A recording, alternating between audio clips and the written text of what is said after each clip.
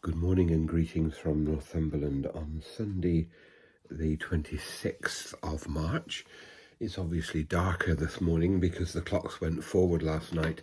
If you didn't remember, you might check them now or compare your clocks to your phone or whatever. Today is the fifth Sunday in Lent, what we call commonly Passion Sunday. And our gospel today for the Eucharist and for the principal service in our churches comes from St. John's Gospel, chapter 11, and it's verses 1 to 45. It's an enormous chunk of this chapter. And in it we have the amazing story of Mary and Martha and Lazarus.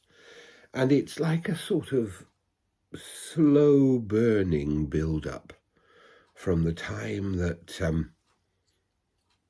Lazarus' illness is mentioned.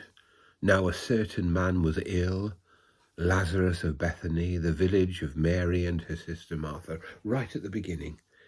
Then there's a bit of a chunk in the middle, and then Jesus finally goes.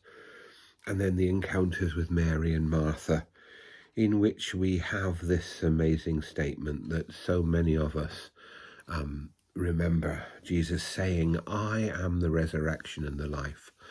Those who believe in me, even though they die, they will live."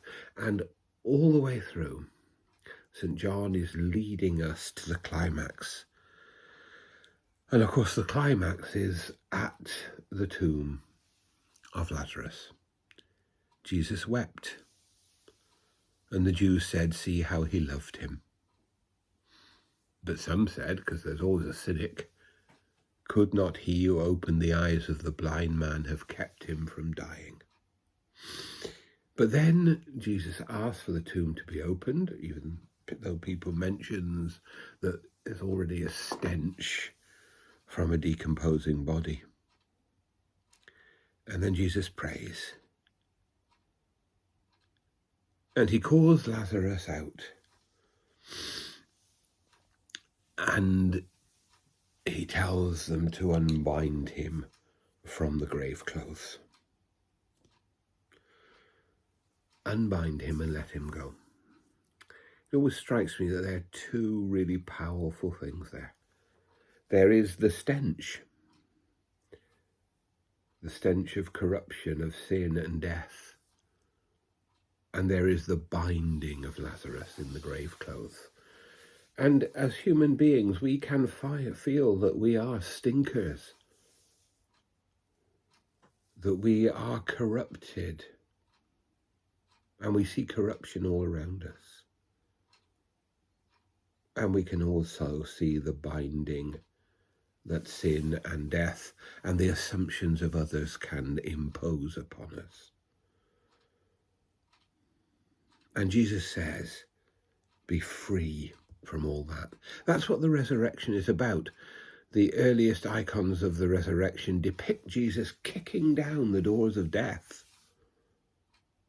to bring freedom to those imprisoned.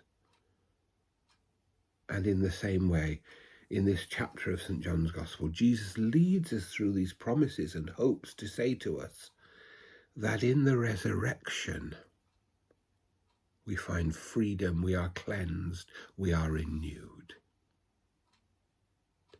And so as we enter Passiontide, we are also setting our eyes firmly not only on the journey we make with Jesus through Holy Week, but on the victory that comes through his glorious resurrection. May God bless us all.